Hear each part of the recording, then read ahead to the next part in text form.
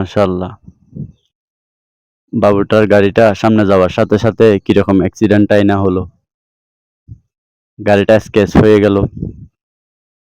মা তো রীতিমতো অবাক। কি করব এখন? টাকা পয়সাও হাতে ফাতে নাই। মালিক আসতেছে ওইদিক থেকে। দেখুন কিরকম। মালিককে ব্যাগের থেকে টাকা যা ছিল সবকিছু দিছে।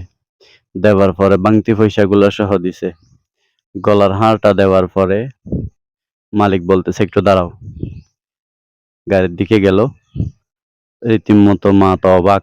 বলে যে, "আল্লাহ জানে কিরকম শাস্তিটাই না দেয়।" ওই বড়লোক ভাইটা গাড়ির থেকে ফল ফ্রুট গুলা নিয়ে আইসা কিরকম সুন্দর করে ওনার হাতে তুলে দিল। ওনার যা কিছু নিছে, যা কিছু দিছে, নিজের বিচার নিজের করাতেই আজকে কতটুক হেল্প পাইলো। সবকিছু ভুলে নির্বিশেষে সবকিছু দিয়ে দিল, আর উল্টো টাকাও দিল। আসলে আমাদের এই